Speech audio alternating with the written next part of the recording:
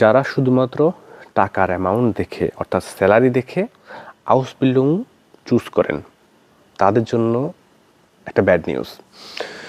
আমি মনে করি এই বিষয়টা খুবই গুরুত্বপূর্ণ এবং আপনাকে জানানো উচিত।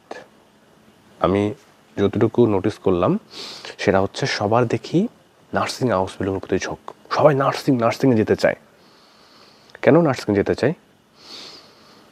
সবার একটাই রিজন, সেটা হচ্ছে নার্সিংয়ে টাকা বেশি, স্যালারি বেশি। এই জন্য স্যালারি কি সব? টাকা দিয়ে কি সব হয়? বাংলাদেশের জন্য টাকাটা অনেক গুরুত্বপূর্ণ। এক্স্যাক্টলি, আপনারা টাকাকে অনেক বেশি প্রাধান্য দেন, কিন্তু যখন আপনি জার্মানিতে আসবেন তখন আপনার মেন্টালিটি চেঞ্জ হবে।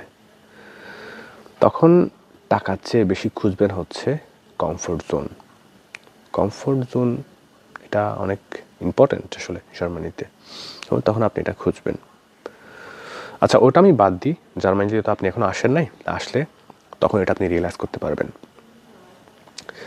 আপনি যে নার্সিং আউসবিল্ডিং করতে চাচ্ছেন, আইটি আউসবিল্ডিং করতে চাচ্ছেন, আপনি কি নিজেকে কখনো প্রশ্ন করছেন যে আপনি কি নার্সিং আউসবিল্ডিংয়ের জন্য ফিট? বা আমরা যে একটা প্রফেশন চুজ করি, প্রফেশনটা কেন চুজ করি বা কেন চুজ করব? প্রথম শর্ত যেটা, আমি ওটার জন্য ফিট কিনা বা আমার ওটাতে ইন্টারেস্ট আছে কিনা। আমার যেটাতে ইন্টারেস্ট সেটাকে আমি প্রফেশন হিসেবে গ্রহণ করব, আদারওয়াইজ আমি ওই প্রফেশনে কখনোই ভালো করব না। সো যারা টাকার দিকটা চিন্তা করে, হাই রে বাপরে, নার্সিং আউসবিল্ডিংয়ে সবচেয়ে বেশি স্যালারি, এই স্যালারি দেখে যারা নার্সিং আউসবিল্ডিং চুজ করবে তাদের জন্য এই আউসবিল্ডিংটা গলার মালা হয়ে না, গলার কাটা হয়ে দাঁড়াবে। এটা এমন একটা বোঝা হয়ে দাঁড়াবে যেটা আপনাকে আজীবন বইতে হবে। পুরো জার্মান লাইফে আপনাকে এই বোঝা নিয়ে বইতে হবে এবং আপনার লাইফ পুরোটা হেল হয়ে যাবে। আমি শুধুমাত্র আউসবিল্ডিংয়ের ক্ষেত্রে বলছি না, যারা ব্যাচেলর করে বা মাস্টার্স করে যারা, তাদের ক্ষেত্রেও সেম।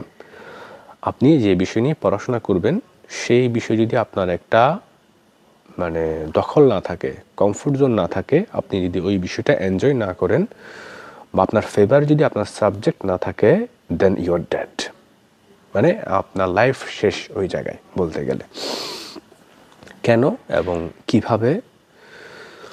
আপনি যদি একটা বিষয় যদি এনজয় না করেন বা আপনি যদি ওই বিষয়ের জন্য ফিট না থাকেন, তাহলে আপনি এটাতে কখনো ভালো করবেন না। নেভার, কখনোই পসিবল না। আপনি এভাবে কখনো চিন্তা করেন না। কেন চিন্তা করেন না? আমি জানি না আপনি কেন চিন্তা করেন না। খালি টাকাটাই কেন দেখেন আপনি? মনে করেন নার্সিং হসপিটাল, আপনি রক্ত দেখে ভয় পান, রক্ত দেখলে আপনার মাথা ঘুরে। আপনি নার্সিং হাউস বিল্ডিং করতে পারবেন? এটাকে আপনি একবারও চিন্তা করছেন? বা নার্সিং হাউস বিল্ডিংয়ের ক্ষেত্রে অনেক সময় রোগীর মলমূত্র পরিষ্কার করতে হতে পারে। এটা জার্মানিতে হয়। জার্মানিতে নার্সিং হাউস বিল্ডিংটা অনেক বেশি স্ট্রেসড বাংলাদেশের তুলনায়। তো এটাকে আপনি পারবেন? অনেকের হয়তো বা ওসিডি থাকতে পারে, বাট সে এগুলো সবগুলোকে বৃদ্ধাঙ্গুল দেখিয়ে শুধুমাত্র টাকার কথা চিন্তা করে সে নার্সিং হাউস বিল্ডিং করবে। একইভাবে আইটির ক্ষেত্র, আমি এমনও অনেকজনকে দেখেছি সে আইটির আয়ও বুঝে না, কিন্তু সে আইটি হাউস বিল্ডিং করতে চায়। কেন? টাকা বেশি, এই জন্য। আমি কথাটাকে অন্যভাবে বলছি না, আমি যেটা বলতে চাচ্ছি, আমার মেসেজটা আগে বুঝছেন। সেটা হচ্ছে, আপনি হাউস বিল্ডিং করেন বা ব্যাচেলর করেন বা মাস্টার্স করেন, আপনি যেটা করেন না কেন, আপনার ওই ফিল্ডে আপনার ইন্টারেস্ট থাকতে হবে, ওই ফিল্ডটা আপনার ফেভারে থাকতে হবে। সবাই সব কিছুর জন্য ফিট না।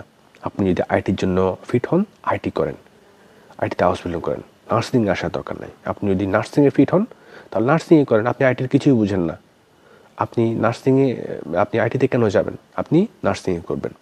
আপনার যদি নার্সিং ভালো লাগে, নার্সিং খুব ভালো একটা পেশা, খুব সম্মানজনক একটা পেশা। আপনি মানুষের সেবা করতে ভালো লাগে, মানুষের সাথে মিশতে, কথা বলতে ভালো লাগে, মানুষের সেবা করতে আপনার কোনো অসুবিধা নেই, আপনি এটা এনজয় করেন, দেন আমি মনে করি আপনার নার্সিংয়ে আসা উচিত। এবং সবার আগে ভেবে নেবেন, আমি যে প্রফেশনে যাব, এই প্রফেশনটা আমি পারবো কিনা, আমার জন্য সুইটেবল কিনা, আমি কি এনজয় করবো কিনা। আপনি যদি একটা জিনিস এনজয় না করেন, তাহলে আপনি এটা আপনার জন্য অনেক অনেক বড় একটা বোঝা হয়ে দাঁড়াবে।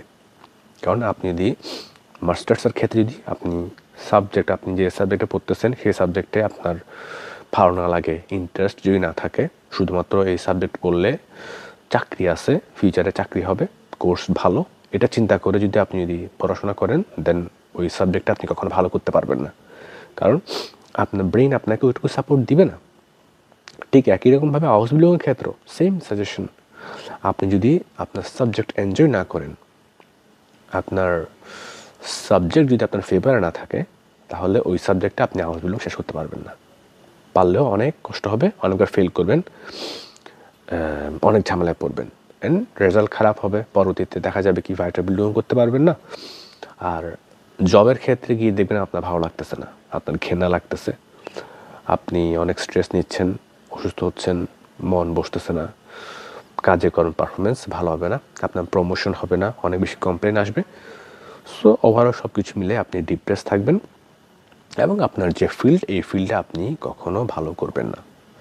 সো যারা হাউস বিল্ডিং খুঁজছেন বা করবেন চিন্তাভাবনা করছেন, আপনারা আগে চিন্তা করে নিন আপনাদের স্ট্রং জোন কী, কিসে আপনারা ফিট। টাকার দিকটা এক পাশে ফেলে রেখে আপনি আগে চিন্তা করেন আপনি ওই হাউস বিল্ডিংয়ের জন্য যোগ্য কিনা এবং এটা আপনার ফেভারে কিনা। যে বিষয়টা আপনার ফেভারে আপনি পারবেন, সেটা নিয়ে আপনি হাউস বিল্ডিং করেন। স্যালারি একটু কম হতে পারে, সমস্যা নেই, বাট আপনি শান্তিতে থাকবেন এবং মানসিক শান্তি দিন শেষে অনেক গুরুত্বপূর্ণ। সবাই ভালো থাকবেন। আল্লাহ হাফেজ। আসসালামু আলাইকুম।